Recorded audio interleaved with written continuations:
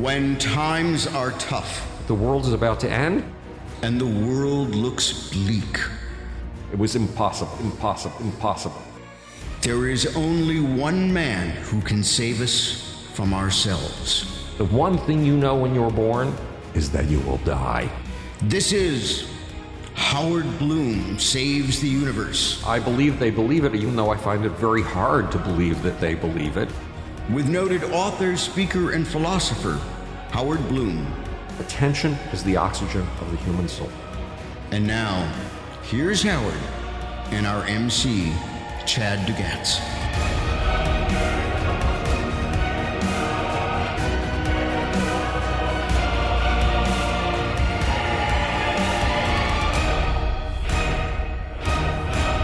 Hello and welcome to Howard Bloom Saves the Universe with Howard Bloom. I am Chad Dugatz. Hello, Howard. And I can guarantee you that, yes, this is Chad Dugatz. I have authenticated him in 12 different scientific ways.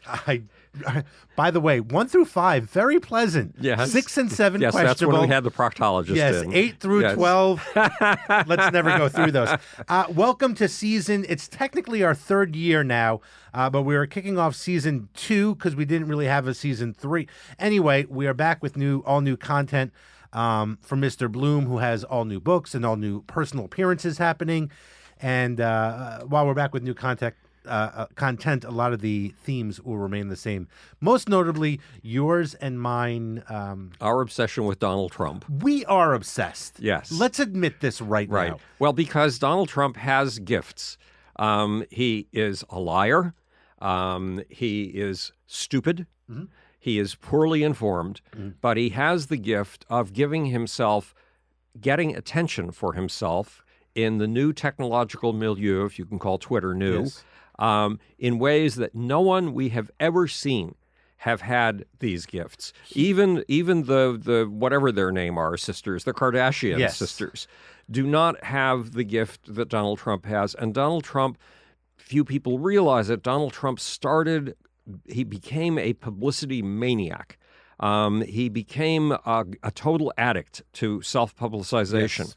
As early as 1978, and my arithmetic is very poor, but that means that 40 years, roughly. Let's say 40. Right. Yes, that exactly. He's kept himself in the headlines. Yeah, I mean, I am addicted to him, and I hate him, and I'm disgusted by him, and yet I find myself looking at my phone consistently.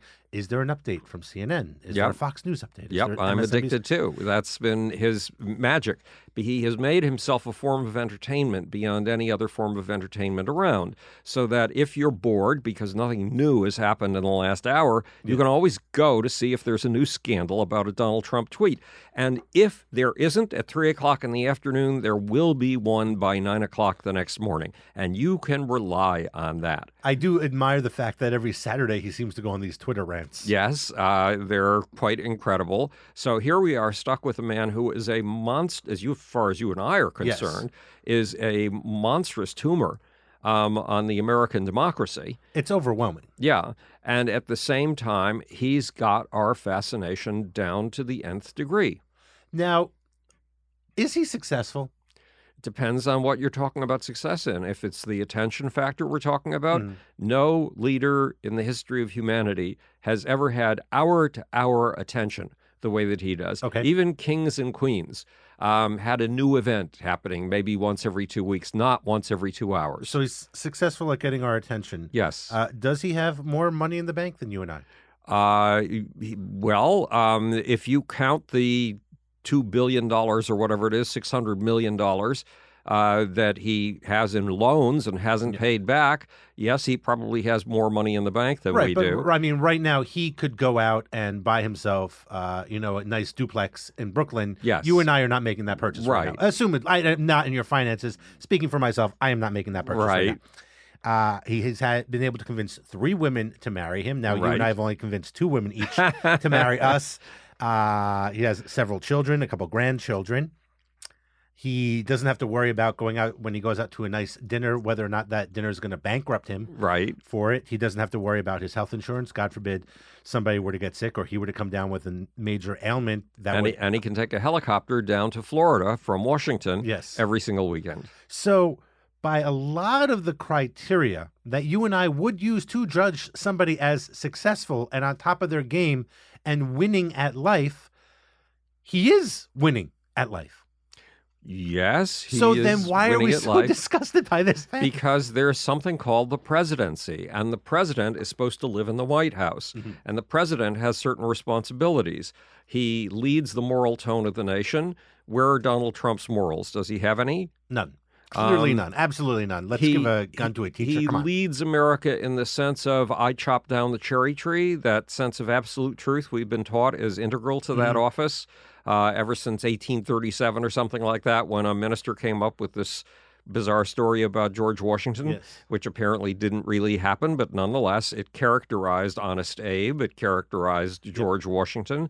It's been an integral part of what the president does. People hold their children up to the president as an example, or hold the president up to their children as an example, depending on which is easier to lift. And and we can't do that anymore. In fact, we're feigning the honesty of the president by ignoring his lies. We've stopped fact-checking his statements against previous statements to show that he said just the opposite a few months ago. I mean, there are some great Twitter bots out there that can go back and reread every contradiction he's had. Anytime he, criticized Obama for doing something, he's done it. And well, he said if he were in the White House, there's no way he would do the presidency, the job of the presidency, from a perpetual vacation, which is how he characterized what Obama was doing. And now he's been, people have counted up the number of days he spent on the links and the amount of time he spent out of Washington, and it's humongous. It's bigger. This guy has no sense of obligation to the truth, and he gets away.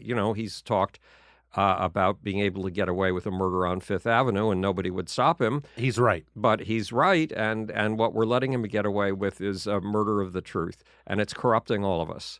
Well, that's my next, point. I clearly am disgusted by everything this man says. Over the week, we just finished a vacation here in New York.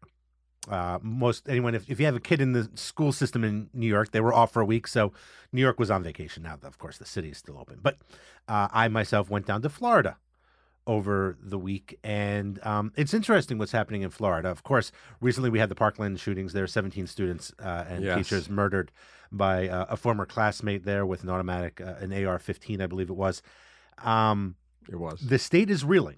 They are definitely reeling. Yet, I say that, and there are still gun stores everywhere, and Donald Trump still comes down there, and the state went Republican, and it probably go Republican again in 4 years, because I just don't see the Democrats putting anybody up right now or making a convicted effort to destroy this man. Concerted effort. That's the word I was looking for. But right. I don't see them doing anything to kind of put up, here's our answer to that, other than the kids are. Yes. The remarkable thing coming out of this Parkland shooting story is that the kids were fed up and wouldn't take it anymore. And they turned out to be astonishingly articulate. And they are calling for change, and the change they seem to be calling for, because sometimes it's a little hard to pin them down, is gun control. So that AR-15s, why in the world are AR-15s in the hands of civilians at all? It's clear. And to his credit, Trump did two things in 1 week that just floor me.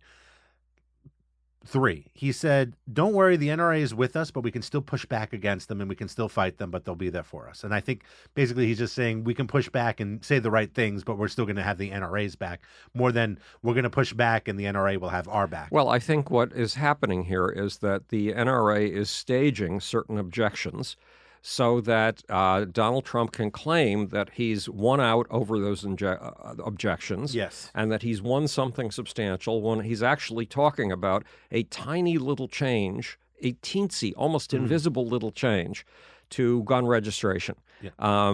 We discovered with the Las Vegas shooting of over 50 people that there were records from the military that should have been turned over to the gun registration system and weren't. So this NIC registration thing is tries to sew up that loophole, tries to make sure that all of the sources that are supposed to be contributing to the database that's consulted for gun registration actually turn over their records. But it's a minor change. And the other thing he's going for is limitation on bump stocks. Well, how often have bump stocks been used? Were they used in Sandy Hook? Nope. Were they used in this particular school shooting? Were they used in any of the mass shootings? So Only one. You're saying he's trying to placate the left by announcing these two things? He's trying to placate the American public by announcing these infinitesimal little adjustments and making them look even bigger, because he's able to say, because he is also going for an age of 21 to get an assault rifle. I love that you said the American public, because reports and surveys have shown this is not a left-right thing. This is the majority of Americans. Something almost 70% yes. want, 67% want better gun control. This is an American issue, not a left-right issue. But that has been the case for a long time, and it depends on the pollster. Rasmussen, which is a Republican polling organization, is able to phrase its questions so cleverly that the American support for gun control doesn't look quite so monolithic. One way or the other, they're pulling a con job. Wayne LaPierre... There are a few things that we haven't noticed. Wayne LaPierre, the head of NRA, the National Rifle Association, made a speech last week. And in his speech, aside from calling for arming teachers and training them so that they can take out, so that a school is a hard target, meaning that a school is a part of a perpetual war, the most important thing that he said is that there are these horribly subversive people in the United States who are trying to take the American system over and grow the government. And they are going to take away your liberty. That's their entire aim, is to take away your liberty. And they are what he calls European-style socialists. And by that, he means every single Democrat on the face of planet Earth. Well, I'm a Democrat. I'm not a European-style socialist. I'm not for socializing things. And I viciously resent what Wayne LaPierre says when he's lying his fucking ass off about you and me. But he is playing to the paranoia of the far right. And the far right is absolutely convinced that the Clintons were the most corrupt people in the history of the United States of America, that there is a plot afoot. Barack Obama was a part of it by being simultaneously a Muslim and a Marxist who was trying to socialize America.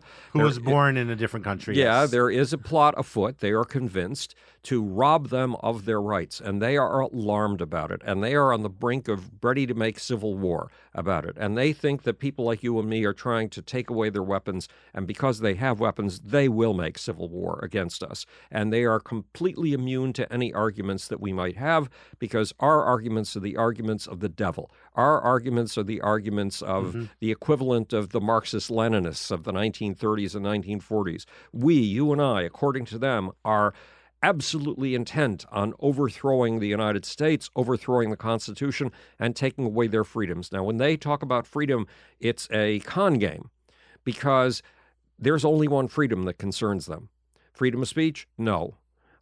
Freedom to bear arms? Yes. That's it. That's freedom for them. It's shocking to see how the gun lobbyists are labeling these children as crisis actors. What's been your response to that? Well, I never saw that phrase, crisis actors, before. What they were doing is they were saying that these kids were plants, that these kids were actors who were supposedly school students, and they had been carefully coached on what to say, just waiting to come out of the closet. That it's those damned liberals, do you know what they do? They use these gun episodes to gain headlines and to up their ratings. So they are those damn liberals, in other words, you and me, they are conniving. They are just waiting for the next school shooting. They are accomplices in these school shootings since they use them for headlines. Well, what about the ratings on Fox TV, you fucking goddamn bozos? Yeah. The ratings on Fox TV go up when there are these things. But that doesn't mean that Fox TV is plotting to cause more school shootings, and it doesn't mean that the left is plotting to cause more school shootings. It means we have a mutual problem. And to be at loggerheads, I mean, it's not as if this is the first time. We talked many times about the fact that the election of 1800 between Thomas Jefferson and John Adams was really vicious. I mean, Jefferson's side called Adams a hermaphrodite. It certainly was very, very far from the truth. So, one of the good things is that we disagree with each other without shooting each other in the streets so far. But we don't. We don't. I mean, we disagree with each other, and we have those shootings, and they're called stand your ground shootings now. Yeah. I mean, we do have this. Well, they're not political. In other words, people are not shooting each other because of their political affiliation. Nor are they locking up people because of their political affiliation. And one of the miracles of democracy is that we are able to have disagreements without having revolutions in the streets, without killing each other. So, and in previous times, look what happened with the rise of Protestantism from 1517 on.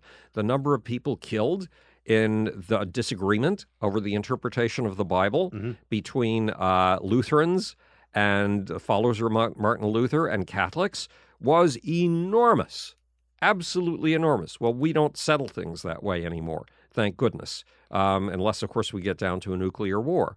So, and we have that to worry about. Yeah, so we do have that to worry about. But we've made a lot of progress in the last 350 years. But nonetheless, it is very disturbing to be characterized, for me, a Democrat with liberal leanings, to be characterized as some sort of crazy revolutionary trying to destroy the American Constitution and take away all of the freedoms that Americans have. Frankly, to me, owning a gun is not a freedom. Owning a gun is the right to threaten my life. Yep. And it's scary. I mean, you've been around people carrying guns. It's scary. Now, I haven't been around people carrying guns. No, when I we went up with my first wife. My first wife was from a family that traced its roots all the way back to the second or the first governor of the Massachusetts colony's second wife. So really the sons of the American Revolution. Yes, her mother was a daughter of the American Revolution. And she took me up to their country place on Mount Maumbacus, and her brother was going to teach me how to shoot a gun. Now, he put a target up on the hillside, and he wanted me to hit the target. It was a miracle I even hit the hillside. I'm serious. I almost didn't hit the fucking hillside.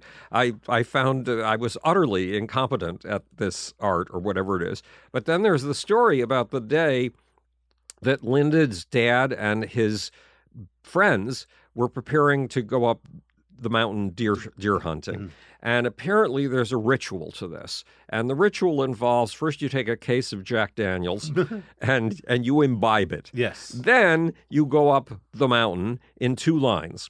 Well, a clever deer pulled off a practical joke. This enormous stag, this wonderful-looking stag, came charging down the mountain, and it charged in between the two lines of drunken hunters. So they were... And the hunters all got out their guns, shouldered them immediately, and started shooting. But guess who they were shooting at? Because they were in two lines, and the deer was going straight in between them. They were shooting at each other. It's a miracle they survived. So apparently they went back to the cabin and did the starting ritual all over again, another case of Jack Daniels, and then went back up the mountain. So it's a miracle that these people who take guns as a part of their normal culture survive. But still, we have to recognize the fact that a lot of Americans have grown up with gun culture, and their dads gave them guns when they were little and taught them how to shoot, and it was a part of a bonding ritual. And those people have guns at the imprinting points in their lives, their passion points, and they're not going to let go of them. But for God's sakes, let's ban guns in cities. Period. Yeah. Let's get rid of them in cities, except in the hands of policemen. But Chicago, they're pretty much banned.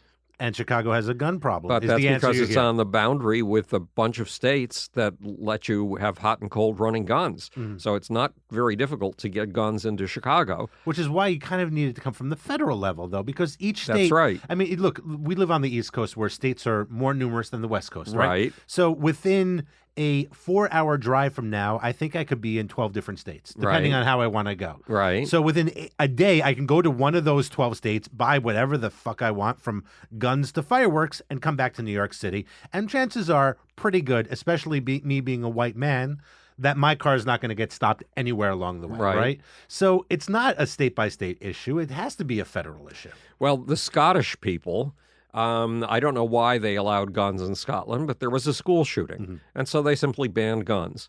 And they confiscated guns from people. And they haven't had any of these major shootings since. I mean, try doing a shooting of 17 students with a knife. Yeah, it's impossible. Yeah, right, exactly. And in China, where they don't have guns, people are restricted to knives. And yes, they do a lot of harm, but it's nothing compared to the harm that's done in the United States with guns. Guns are designed for one purpose and one purpose only. You don't use them as hammers. You don't use them as screwdrivers.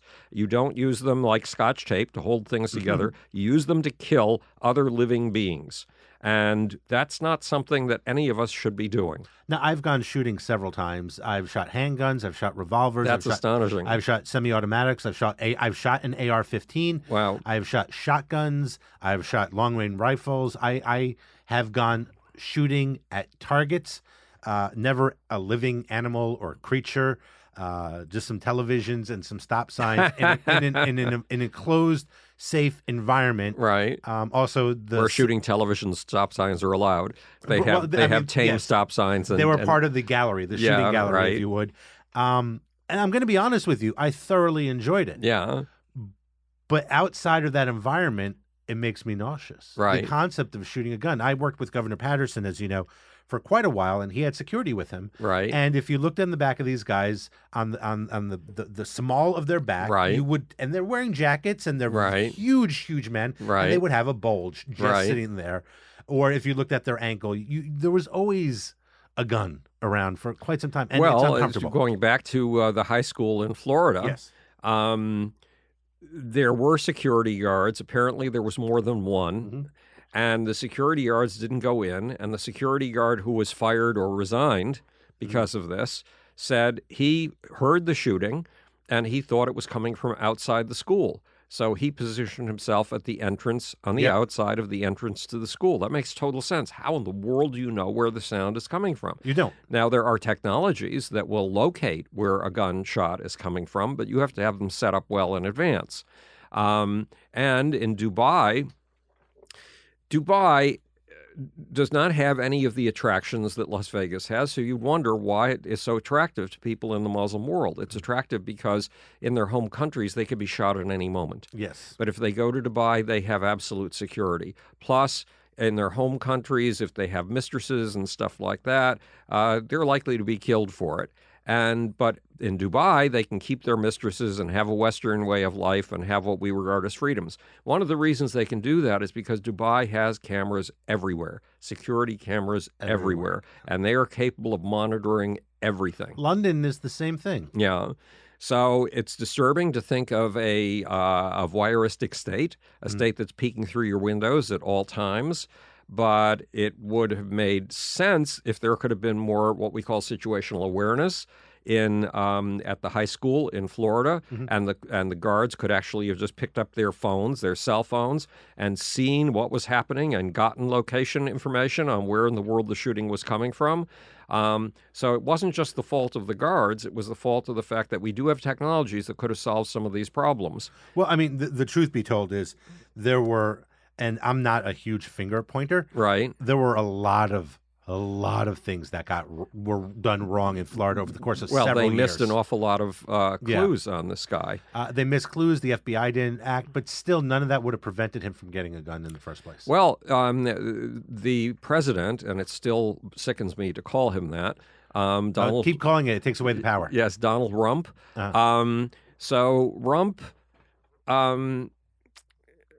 Oh, God, I lost my train of thought. I was too busy rumping. No, but we're talking about Donald Trump. We're talking about him blaming we were talking about how the FBI dropped the ball. Right. How? He wants to go after mental health problems. Now, look, in New York, once upon a time, I was talking to an artist in New York through some dating site or something like that. And she said, well, I don't think a person's fully human unless he's been in therapy. Do you? Well, that's fashionable among certain groups in New York. Does that mean they should not be allowed to own guns? I don't want them to own guns. I don't want guns in New York City at all. But the fact is that to exclude all of us liberals because we've all been through therapy that's not an acceptable way to do things. And finding those who have violent tendencies, well, It is my understanding, and I haven't had the chance to fact check this, that the NRA has banned any federal money being spent on research about anything having to do with guns. Right. And we can make a lot of hypothetical guesses about what would help in a situation like this. But one of the things that distinguishes our age from previous centuries is that we use science. We test our hypotheses against the data. We have not been allowed to do that by the NRA, and we have to get the fucking NRA out of our fucking hair and start doing what modern people do, which is research, so that when we come up with potential solutions, we can at least test them up against the information available and see if, in fact, they are likely to work. We're in a position where we can't do that because of the NRA. Wayne LaPierre, as far as I'm concerned, is an accomplice in every single gun murder that happens in America. Yeah, no, and all of them are. And the cronies and Marco Rubios of the world that take money from the NRA are as well. Right. Well, Marco Rubio disgusts me right now. I found him very interesting. He has a good brain. He has a great voice. He has an interesting degree of sincerity. But his position on this issue, I'm so glad that the students nailed him. Yes, they did. Of an audience. They really it was quite refreshing, actually. Yeah. And I do believe, the kids. If they can keep the momentum going, we're going to be in a better place. The kids have a phrase, and it's when the grown-ups refuse to be adults, then it's time for the youth to become adults. It's a snappier than that, but basically that's what it means. Yeah, and they've been so articulate about all of when this. When the grown-ups insist on being children, then it's time for the children to be the grown-ups.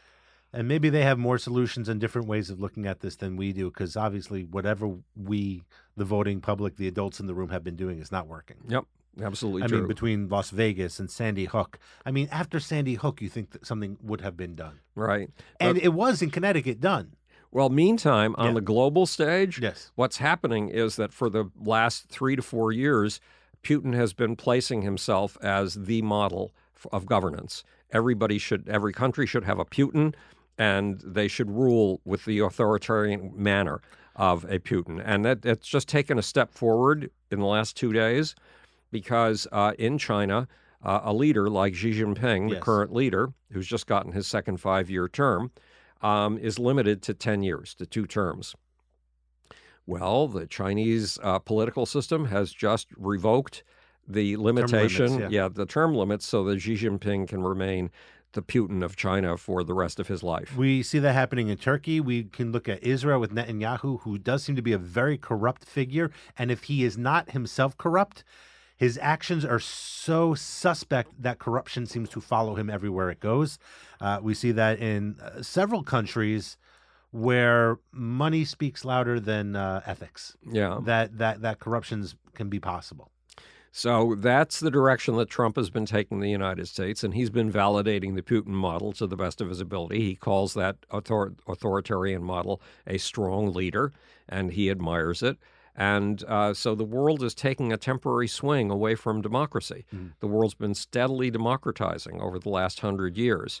And this looks like a step backward, and in part it's coming from the White House. 2 weeks ago, Robert Mueller filed charges against 13 individuals or organizations connected to the Russians for falsifying, misleading the American public on Facebook by creating both pro-Trump rallies and anti-Hillary Clinton rallies.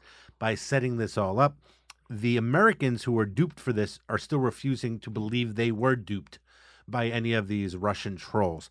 What is it in our makeup that refuses to see the evidence in front of us? When something came out in our favor, we don't want to believe that there was anything wrong being done to make it come out in our favor. Trump winning was in their favor. Right, Therefore, any complaints are illegitimate, just fabrications from the Democrats.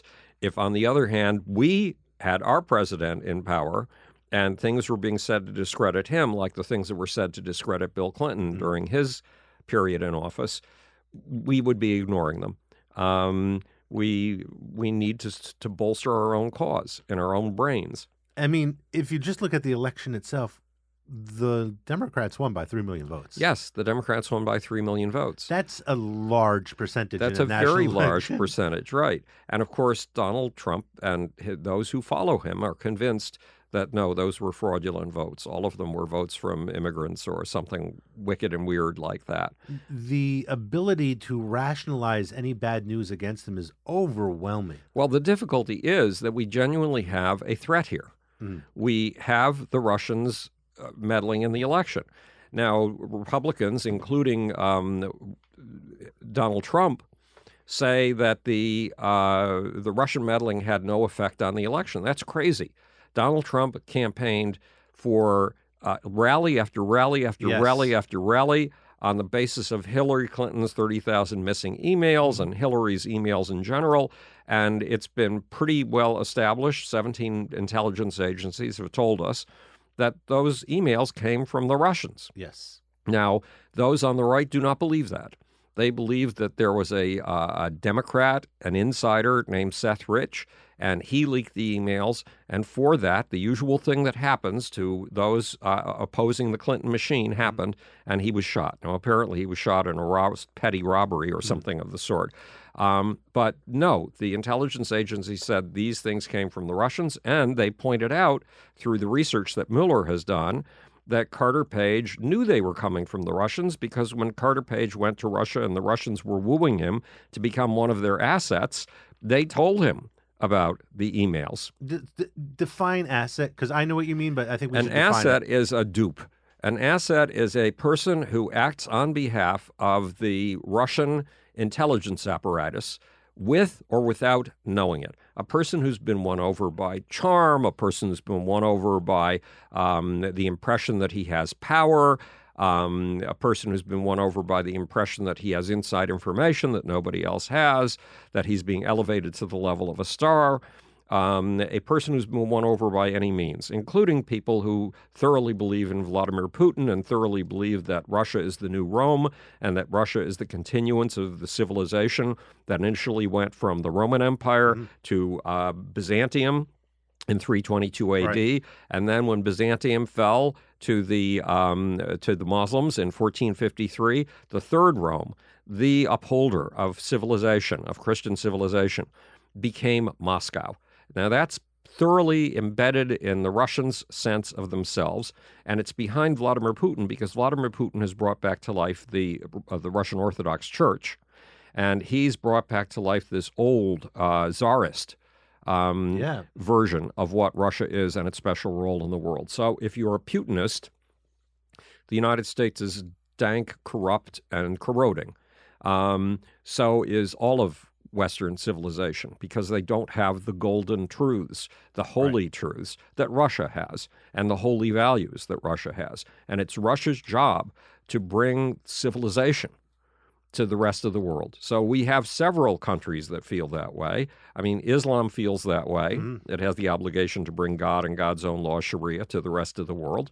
Russia feels that way. China, in its own way, feels that way. It's the job of the rest of the world to come to China and get civilization from China and take it back to their home countries. Correct. It's a slightly inverted model of the same thing. We do that with our entertainment. When we export our entertainment. Right, but we don't deliberately try to take over well, we do to a certain extent. Sure our human rights activists don't realize that our version of human rights is an arbitrary set of values. I believe in them powerfully, but it's an arbitrary set of values, and that we regard this as the default state of humanity, that you simply wipe away the corruption, and under the surface is a desire for precisely the human rights that Eleanor Roosevelt laid out in the 1940s and got the United Nations to adopt as a set of human rights. No, that's not true. Those are arbitrary values.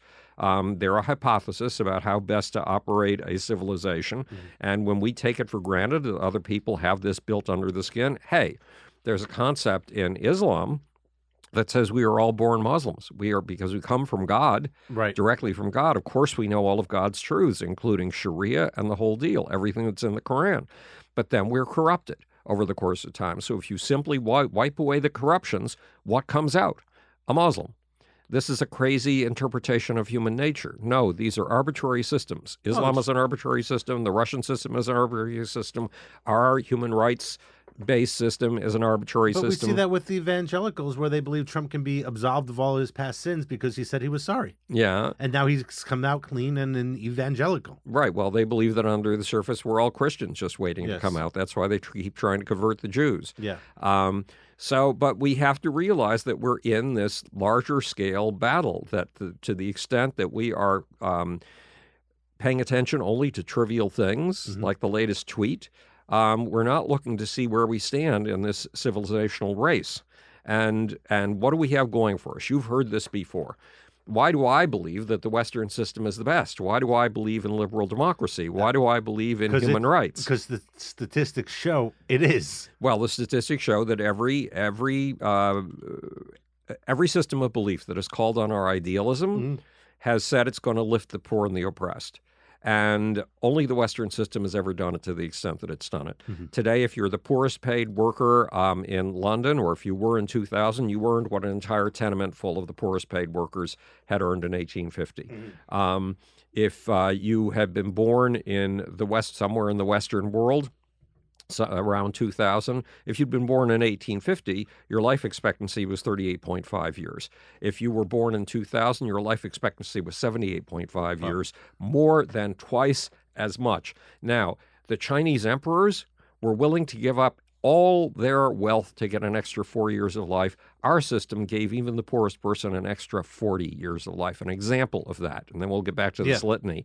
I had a friend named Derek. Derek was the homeless man who begged in front of the Key Food supermarket at in my neighborhood. And Derek and I had known each other since 2003, 15 years. Once upon a time in 1851, there was a man so wealthy and so powerful. He was a techno freak like you and me. He just loved gadgets. And he persuaded all of the governments of the world to send their latest gadgetry to London so he could see them.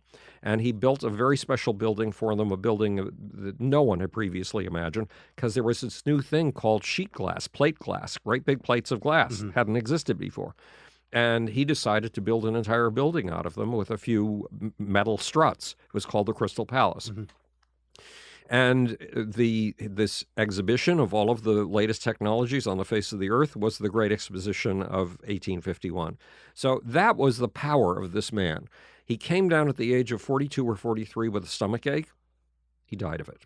He died at the age of 42. My friend Derek, the homeless man, who often slept outdoors when it was 5 degrees out, lived to the age of 72. He outlived Prince Albert, Queen Victoria's husband, who had every advantage you could possibly have. Food, the best foods, the best doctors, the best care. And my friend Derek, the homeless man, outlived him by 30 years, which is a long time. So and only the Western system has ever achieved anything of that sort.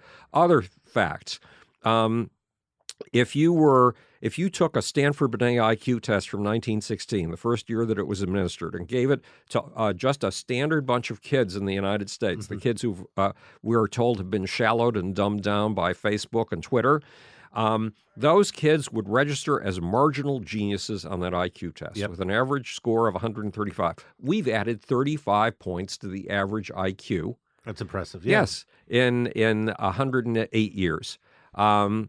So then why don't we have a smart president? Okay. Well, why do we not understand that our civilization is the most amazing in the history of mankind, that our hypotheses, like human values, human rights, that those things do hold up in the court of reality, and that we have something that's worth living and dying for in our civilization, that we can't just knuckle under and let the Russians, who live 20 years less than we do, take over as the great flame of civilization. We can't just let the Muslims, whose people live in absolute misery wherever you find them in the world, with the exception of Dubai and a few states that are making vast amounts of money off of oil, we can't just let the Islamic civilization take over and women go through female genital mutilation and be kept in the big black bags with little eye holes for the rest of their lives and not allowed out with a male escort, and God knows it does worse things to men. Right.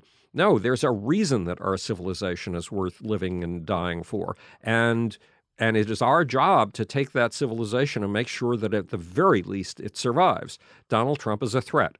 to that civilization. Of course, right now I'm reading a book by a guy who's anti-Obama, and he feels that Obama was a threat. And this is a very intelligent guy who writes for the New York Times and the Wall Street Journal. But one way or the other, we have a set of values to maintain. We have to continue putting a large percentage of our budget into research and development. We have to continue to lead the world for all we're worth. We can't give up on ourselves. And we have been giving up on ourselves, particularly in my group, the liberal group, where it has been fashionable to say since at least 2013, America is dying and America deserves to die because it's the worst civilization in the history of mankind. We didn't get to one of the key facts. One of the key facts is that if you'd been alive in Western civilization or in an indigenous tribe, one of those wonderful tribes that lives at peace with its neighbors and in harmony with nature, your odds of dying a violent death at the hands of a human being would have been 10 times what they are today. In other words, our great-grandparents, in whatever way they've done it, have increased the peace in the world by a fucking factor of 10. That is absolutely astonishing. And if we don't think that it's worth standing up for these values and advancing them and continuing the research and development and all of the things that have made us yeasty and creative, then we're crazy. Then we are part of the problem. We're not part of the solution. Then we are accomplices in mass murder. I just, while I'm very proud of our civilization and all we have been able to do, I think it could be easily understood why people in other countries might think we're trying to tell them how to live. Well, we are. Every group is trying to tell us how to live. Every group. That's not just us. So I can see why they would hate that, even despite all the litany of, data that you just spewed out. I can see why they would still have resentment toward us. Well, so Pakistan hates us, and they have had nuclear weapons since 1998. Just about every country you can think of hates us, but that's one of the problems of being number one. For one thing, the world has had its longest periods of peace when one superpower has kept the peace. The Pax Romana, the Pax Britannica, and now the Pax Americana. If we think peace is valuable and people shouldn't be dying by the hundreds of thousands in violent deaths or even in the hundreds of millions, then we better maintain that peace. And if you're number one and you're the policeman of the world, everybody hates you. They all think that they can rise if you fall. Right, so they all root for your fall. But does the rest of the world view us as number one, or do they view us as us thinking we're number one? It's being muddled right now because people expect the United States to come to their rescue in all kinds of ways. Well, we couldn't possibly, even under the best president in the world, come to the rescue everywhere. Syria, Exactly. But it's the price of being number one to be murdered. It's the price of being number one to carry a cross. It's the price of being number one to be hated. But if you cease to be number one and the world goes back into a state of world war and nuclear weapons are used and hundreds of millions of people, billions of people are killed, it's on your head for having given up on the values of your democracy. Which is why I'm so buoyed by the events lately in Florida, in the sense that the students, the youth, are really picking wonderful. Up the mantle. Yeah, they were just inspiring as could possibly be. But could they bring about change? Do we see They're change? trying, and it depends on their persistence. It depends on two things: their persistence and their ability to come up with new hooks and angles the way Donald Trump comes up with new hooks and angles sometimes every 2 hours. And they're going to have to do that too. I'm just, yes, he comes up with new hooks and angles every 2 hours. It's just not a chess game with him, but it's a bob and weave. Do we think, it's called bait and switch. Do we think Bob Mueller is ever going to get to him? If Bob Mueller is the bob and weave, who's the weave? His hair. Have you seen that thing? Oh my God, that's a huge weave. Not Bob's. I'm talking about Donald Trump's, but that thing's a weave. But even that's a lie. Like, it's all a lie. Okay, the big difficulty with this investigation so far is that we should have been all along investigating the Russians' influence on the American election and how to prevent it in 2018. We've spent tens of millions of dollars on this investigation. The collusion is minor. Mm-hmm. That's not the issue. And the obstruction of justice, obstruction, not an issue. That's not really an issue. The real deal here is, how do we stop Russia from doing this again in 2018? How do we ensure the free and fair nature of our elections? How do we ensure that the American people are getting valid information and not crazy made-up stories, when at the same time we have to be aware that one of our primary values is freedom of speech and freedom of information. So if the Russians come up with a crazy conspiratorial idea, that's fine that a bunch of us want to read it. It's just it should be labeled, this came from the Russians.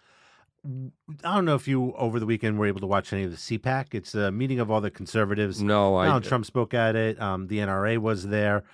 Every major talking head was there. Donald Trump went on stage and really blasted John McCain. Yeah, his daughter came out Meghan defending McCain him. did? Yeah, oh, right. Good. She's a sensible woman. Right. She's been in this booth, in that chair, as a matter of fact, a couple times. Seems like a very smart, sensible woman. What benefit does it do to Trump to even split apart his own party? The reason Trump is able to make headlines sometimes every 2 hours is because he attacks people. In other words, he attaches other people's name to his own, but if he was saying, I love John McCain, that would not be a headline. Right. If he says, John McCain is a bastard, that's a headline, especially since John McCain is one of the most admired war heroes in America, both on the left and on the right. Yes. So Donald Trump does these things to make headlines, and he doesn't care. But he doesn't care because he gets away with it. That's right. I no longer believe in karma. There's a couple things I no longer believe in under the Trump presidency.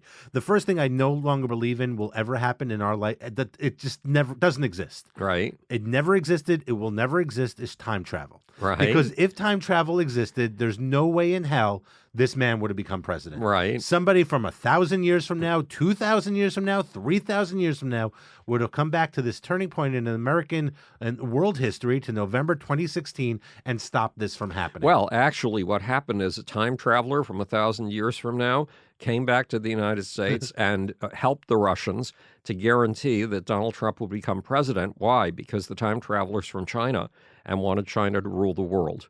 Perhaps that's all, but then if that's 1,000 years from now, 2,000 years from now, the Americans would have. My point is, time travel has never and will never exist. Right. The other thing I no longer believe in is karma. I no longer believe. I believe in the concepts that if I do good should happen to me, but I see these guys doing bad, everyone from Donald down to Ivanka. This is why and I no longer believe in karma. This is why Donald Trump is such a fucking corrupting influence, because we need to believe in truth. The idea of fact-checking, we've talked many times about the fact that John Kelly, his chief of staff, John Kelly's a military man, and military men are trained. They get degree after degree after degree. They are trained in civic virtues. And, of course, honesty is at the head of the pack when it comes to civic virtues. So John Kelly is one of those people from whom you would expect civic virtues way beyond that of the ordinary human being. And yet the corrupting influence of Donald Trump has been so great that on 2 occasions John Kelly has been caught saying things that he never bothered to fact check. 2 years ago, 3 years ago, before Donald Trump, that would have been inconceivable. He wouldn't have made statements until he'd triple fact check them. Now he makes statements off the top of the head, and they turn out to be utter and complete lies. And that's not because it's not so much because he wants to lie, because he doesn't knowingly lie. It's that human memory is very fallible, and you have to go back and check the facts to make sure that what you remember is correct. And that's something that military men are trained in. But John Kelly, in the presence of this president who doesn't fact-check anything and who makes fact-checking a forgotten notion, has lost the idea of how you search for truth. And losing the truth is primary to America. You know it's the first rule of science, the truth at any price, including the price of your life. But in its own strange way, it is the first rule of democracy, that you should be committed to those things that you believe to be true. You say democracy. I believe you and I live in democracy 80% of the way. We live in a city that is democratic, not little d democratic, where those with the most votes win. We live in a state that is little d democratic. The person with the most votes becomes governor, our senators, our congressmen. We do not live in a democratic country. Well, and a lot of people are proud of that. When I get, there are Trump trolls who attack me on a regular basis. Let's be nice for a second. And I keep them on my Facebook page because it's important for me to know what they're saying. Yeah. And one of the things they say is that if we had one vote one person, one vote, one man or woman, one vote. Then New York City or New York State and California would rule the nation. And that's intolerable. Now, what is the implication of what he's saying? He is saying because I don't live in New York or California, I should have a greater vote than you do. Correct. He is saying, well, no, one man, one vote is not a principle of democracy. Fuck him. Yeah. He's a fucking goddamn bastard. He's trying to steal my vote. I'm not trying to steal his. But how hard is it for me to go around? It would be akin to me saying, I am the marriage expert. Listen to me. Yet I have 2 failed marriages. It's ridiculous for America to try to preach democracy around the world when our own democracy is fucked up.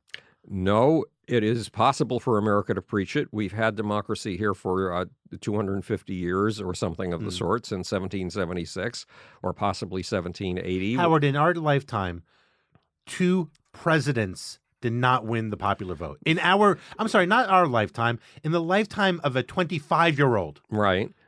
I mean, that's astonishing. And that is astonishing, and there's a total of 5 presidents who didn't win the majority. And these are problems we need to correct. But the basic democratic system, even with its flaws, we just rattled off a whole bunch of things. There's another one. If you compared the height of the average Westerner today to the height of the average Westerner in something like 1900, the average Westerner has grown 4 inches taller. Wow. And that's the average. In Holland, where they have the greatest growth height, the average Hollander, the average Dutchman, is 7 inches taller than the average Dutchman was in 1900. We are doing something right. And we better wake up to it and realize it so we can fight for it. And yes, there are flaws in our democracy. But how do we work these things out? Well, according to a guy named Howard Bloom, who wrote a book called The Genius of the Beast, A Radical Revision of Capitalism, the Western system works on a balance between 3 elements that oppose each other. One is the government, one is private industry, and one is the protest industry. And the protest industry, whether it's the industry of the left, the protest industry of the left, or the protest industry of the right, these battles between the left and the right continually upgrade the democracy. At some point, we are going to get sick and tired of the Electoral College, and we're going to replace it. Now, right now, we're too busy worrying about guns. Or Russia. Yeah, to pay attention. Or North Korea. Right, and we have a president who thinks that every form of rigging that brought him to office is holy and sacrosanct because he is God's holy incarnation on earth. He thinks he's Christ. But he's told that by preachers who are in his camp. Well, he only allows people in his camp. But that's what I'm saying. He's surrounded by yes men. Yes, but but this is an old pattern for leaders. Look at the Bible. What is God surrounded by in the Bible? People who sing his praises. And in fact, you are required as a Jew to sing his praises all the time. So insecure leaders who surround themselves with yes men, and yes men who basically butter them up and tell them they're the greatest thing since sliced bread all the time.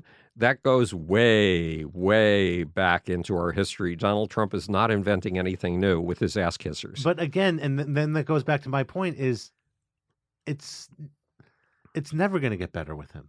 Like, he's never going to realize. No, but he's only going to be in office for 8 years. Maximum. And we've already gone through 1. Yeah, and we will survive it somehow. And we'll react against it. And when we react against it, maybe we'll get something better. But here's my point, Howard. Here's what I want to say is just because he's done in 7 years or 3 years, hopefully, knock on wood, doesn't mean the system's going to be solved then. Right. No, it's a continuous process. Right. The division lines, the battle lines have been drawn. Right. But it's a multi-generational process that we're looking at. And it benefits from these battles between the left and the right as long as they remain peaceful. I'm a huge New York Yankee fan. My mother grew up in Boston. Right. She is a Boston Red Sox fan, as is her brother. And while I was in Florida, I actually went to the Boston Red Sox spring training, and people were shocked I was there. Yeah. But I think it's okay to know what the enemy is. But the battle line in my family has been drawn when it comes to baseball. Right. You're either with the Yankees or you're against the Yankees. Right. And I think when it comes to this politics, it doesn't matter what player is on that team. It matters, and this is not my line, it's a Jerry Seinfeld line. I'm rooting for the laundry. Right. I am rooting for the color shirt. Right. I am literally rooting for the color shirt they are wearing because there have been many players who have played on the Yankees and I've applauded and then played on the Red Sox and I've booed. I am solely rooting for the laundry. Right. And I feel like politics is just that right now. It is. It doesn't matter if the Democrats could put up Al Gore, who I think is a brilliant man, but completely ineffective as the leader, who I think is completely inept. I think he had every chance to become president in 2000. He squandered his own state. But he won the popular vote. And he won the popular vote, but he should have killed him in the popular vote. And again, I like Al Gore, but I wouldn't. I never found any spark in Al Gore But that's exactly at all. my point. But if he was running again, and that's who I get to choose from, I'm going to be the biggest Al Gore supporter out there. I'm going to be supporting him. Why? Because he's wearing the right laundry. Right. Well, that's the way humans working within a society work. They pair off in subcultures, and the subcultures battle each other. And the big trick is to keep them battling with words and not with bullets. And so far, over 250 years, America has achieved that. And there is a very slow, long process of self-correction that happens because of these conflicts. I mean, remember, the American system... We talked about the fact that the Western system is a balance between the government and the protest industry and private industry. Those things don't work collaboratively, loving the hell out of each other. They work oppositionally. They work in opposition to each other. But it's like riding a bicycle. If you got on your bicycle and after you got up to a normal speed, you decided to lean only to the left, you'd fall on your ass. There's a dynamic balance taking place in which the tendency to fall on the left and the tendency to fall on the right shift their balance with each other depending on whether you're turning, on what kind of bumps you're going over. It's a dynamic balance. It's a constantly shifting balance, and it's a productive balance. It allows you to ride a bicycle. Well, politics is a dynamic balance. It's been this way for at least thousands of years. It's a dynamic balance between different subcultures. And according to my book, Global Brain, The Evolution of Mass Mind from the Big Bang to the 21st Century, each subculture's position is a hypothesis.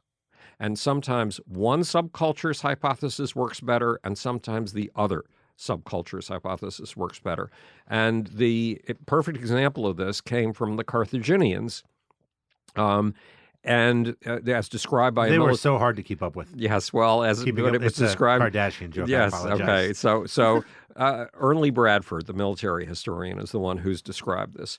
And in Carthage, in the Senate of Carthage, there were two factions, and one was the war faction, and one was the peace faction.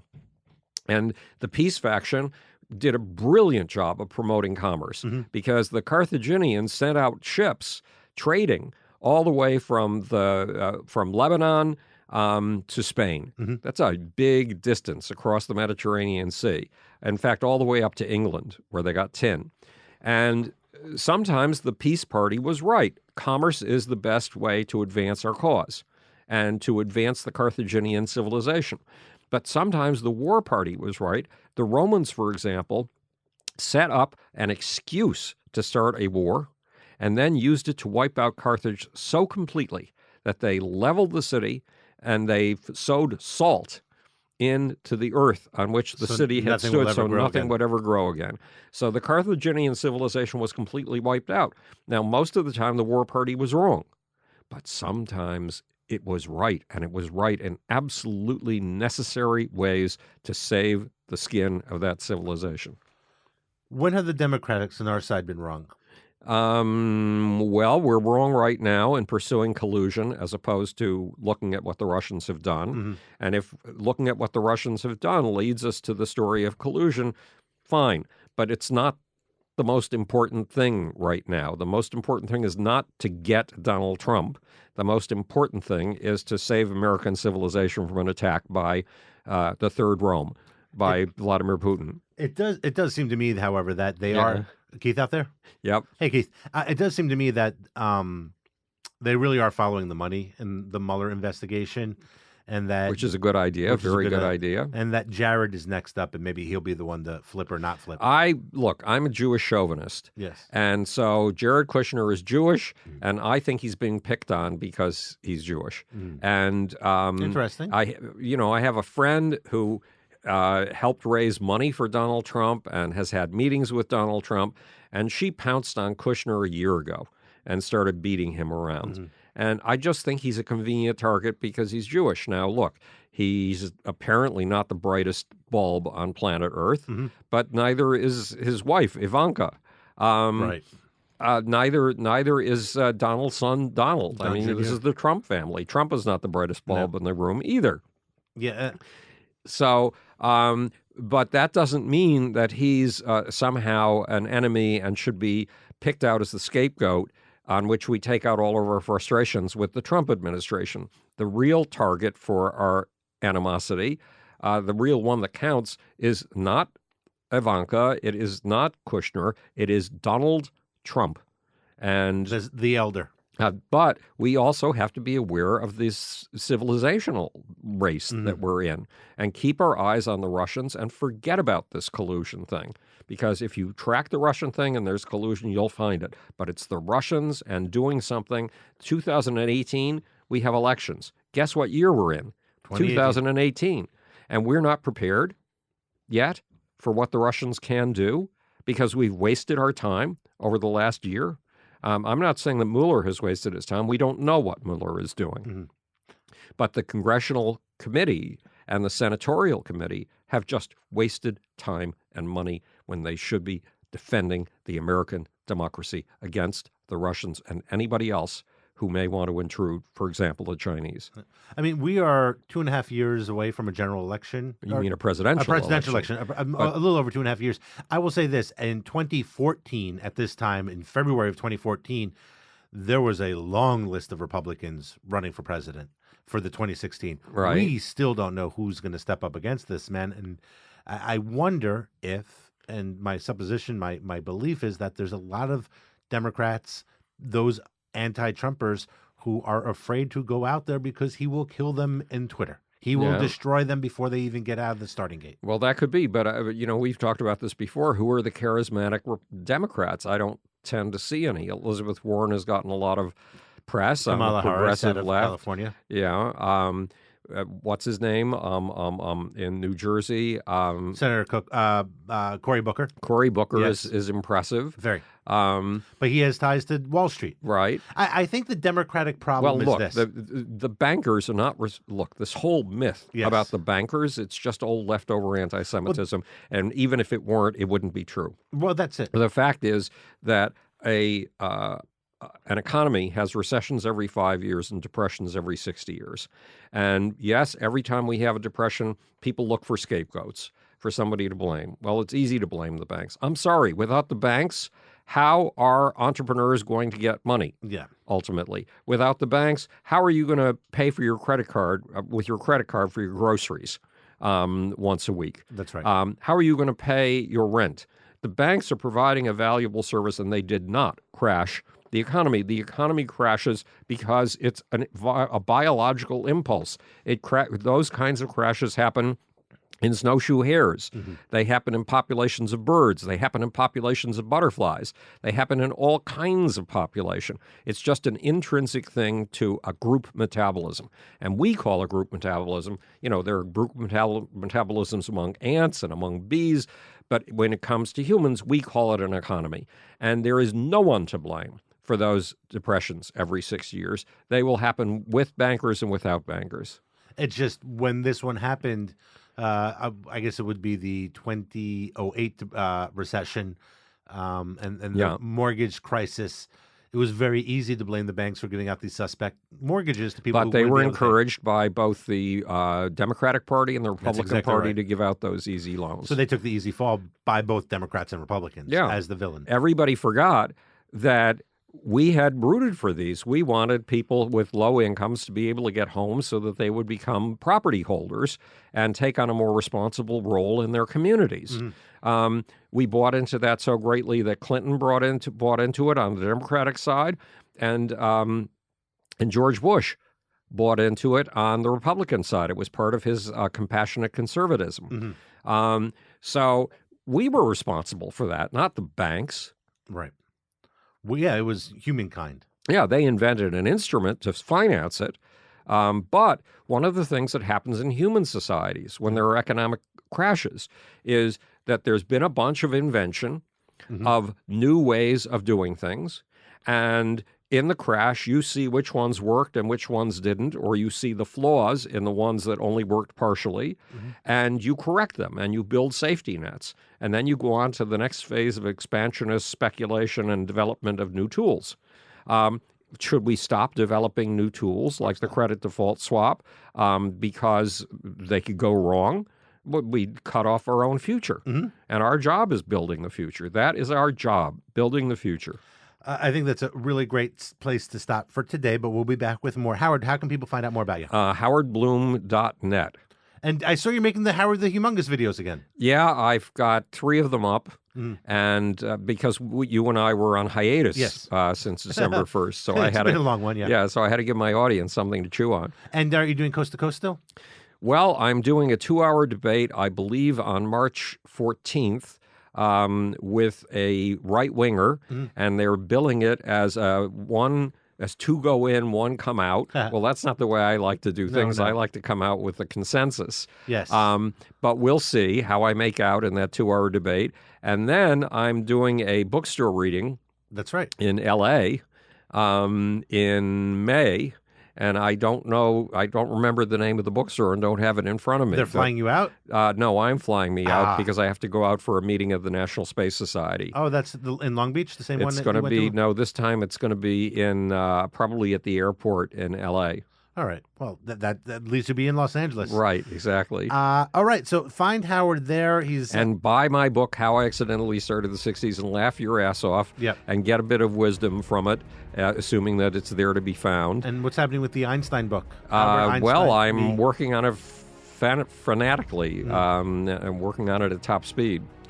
So what, do we have a release date? No. That's a way off. It's How I Accidentally Started the 60s from beginning, middle, and end right now. That's it. All right. Well, congratulations starting on the 60s. I believe January 1st, 1960 started the 60s. But if you want to take credit, you can take credit for starting the 60s. I just think it was a random date on some random calendar created thousands of years ago by some random people. But well, yeah, so it was started by Julian Calendar, and I hitchhiked with Julian Calendar back in those days. What were you riding on at those days? Camels and donkeys? Freight trains. Yes, there you go. All right, Howard, always a pleasure. Thanks, Chad. You've been listening to Howard Bloom Saves the Universe with Howard Bloom and Chad Dugatz. To learn more about Howard, visit howardbloom.net. Howard Bloom Saves the Universe is a production of Pro Media and Howard Bloom. Copyright 2015 by Howard Bloom. I'm Matt Tombs.